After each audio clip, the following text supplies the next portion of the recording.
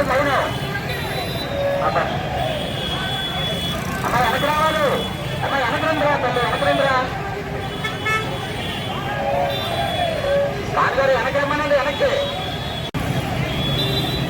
మీరు అందరూ వెనక్కి రావాలరా, బళ్ళు ప్లేస్ అవుతండి. 2 నిమిషాలు రాగండి కదా అందరికీ.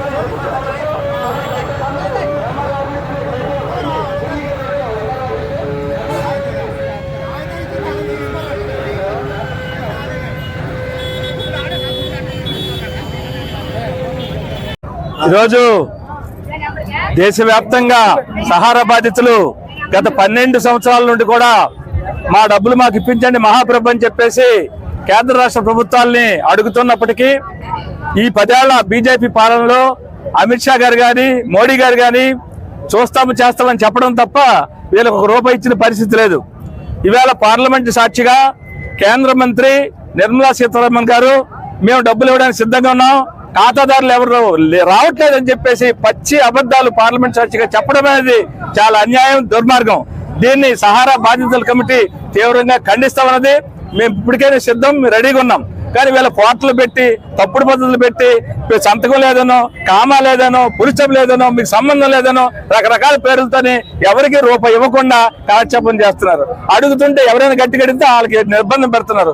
కాబట్టి ఈవేళ దేశవ్యాప్తంగా 13 కోట్ల మంది సహారా బాధితులు ఉన్నారు. మరి ఈ జిల్లాలో సుమారు 2 లక్షల మంది వరకు ఇక్కడ ఉన్నారు. ఈ చుట్టుపక్కల జిల్లాలు శ్రీకాకుళం కావచ్చు, అటు మన్యం పార్వతీపురం కావచ్చు, ఇటు విశాఖపట్నం కావచ్చు, మొత్తం ఇక్కడ కూడా గత 2 నెలల నుండి జిల్లాల వ్యాప్తంగా పెద్ద ఎత్తున ఆందోళన చేస్తున్నప్పటికీ ఈ ప్రభుత్వానికి చేమ కుట్టినట్టు కూడా లేదు. ఇవన్నీ పేదలు వీళ్ళందరూ, ఎవరు డబ్బులు ఉన్న వాళ్ళు కాదు. వీళ్ళందరికీ ఏదో పిల్లల పెళ్లికి పనికి వస్తాయనో, ఏదో కథా కార్యక్రమం పనికి వస్తాయనో, ఒక ఆపదకు పనికి వస్తాయనో ఈ డబ్బులు డిపాజిట్ చేస్తే ఆ డబ్బులు అడుగుతుంటే నీకు 5 ఏళ్ళు పూర్తయింది, ఇంకొక 5 ఏళ్ళు రెన్యువల్ చేయడం, ఇంకొక 5 ఏళ్ళు రెన్యువల్ చేయడం తప్ప ఎవరికి రూపాయి ఇచ్చిన పరిస్థితి లేదు. కాబట్టి నువ్వు డిపాజిట్ చేసింది నాకు టైంకి నాకు ఇవ్వాలి తప్ప నీవేమో రెన్యువల్ చేస్తుంటే ఇచ్చే ఉద్దేశమా, ఇవ్వబోయే ఉద్దేశమా? తీరా వచ్చేసరికి ప్రజలను తప్పుదారి పట్టించి, పార్లమెంట్ తప్పుదారి పట్టించి ఈ రోజేమో మేము ఇష్టం తీసుకోవడం లేదని చెప్పేసి నంగనాచి కబుర్లు ఆడుతున్నారు.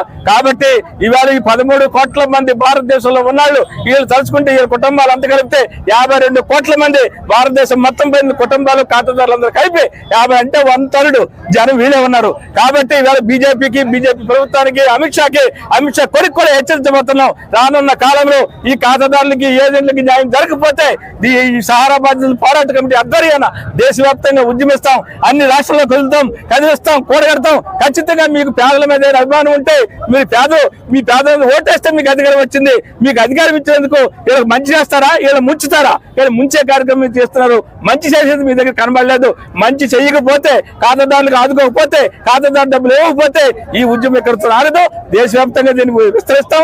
ఇప్పటికే ఈ రాష్ట్రంలో అనేక జిల్లాల్లో మొదలైంది. మొత్తం రాష్ట్రం ఎంత అవుతుంది, దేశం ఎంత అవుతుంది, ఉత్తరాదిలో జరిగింది. ఇక ముందు కూడా దక్షిణాది, ఉత్తరాది అంతా కలిపి దేశవ్యాప్తంగా పెద్ద ఎత్తున ఉద్యమించి మోడీ గారికి, అమిత్ షాకి హెచ్చరిక చేస్తున్నాం. సేమ్ టైం ఇక్కడ రాష్ట్ర ప్రభుత్వం చంద్రబాబు నాయుడు గారు కానీ, పవన్ కళ్యాణ్ గారు కానీ, మరి ఇవాళ మోడీ గారు బంధువులు కలిసి ఉన్నారు, కూటమి.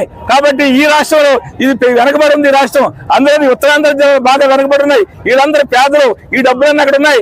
కాబట్టి మీరు చొరవ చేసి చంద్రబాబు నాయుడు గారు, పవన్ కళ్యాణ్ గారు, మోడీ గారికి చెప్పి, అమిత్ షా గారికి చెప్పి వెంటనే ఈ పేమెంట్లు ఇవ్వాలి. ఇవాళ లక్షలాది కోట్లాది రూపాయలు యాజమాన్యం దగ్గర ఉన్నాయి. డబ్బులు లేకపోవడం లేదు, ఆస్తులు ఉన్నాయి. కాబట్టి మీకు ఎందుకు మొహమాటం? ఖచ్చితంగా యాజమాన్యం మీద చర్యలు తీసుకుని ఖాతాదారులకి ఏకమొత్తంలో ఒకేసారి డబ్బులు చెల్లించాలని చెప్పేసి ఖాతాదారులు డిమాండ్ చేస్తున్నారు. అలా చేయలేని పెద్ద ఎత్తున ఉద్యమిస్తామని చెప్పేసి మీ ద్వారా ఈ పాలకులకి హెచ్చరిస్తా ఉంది.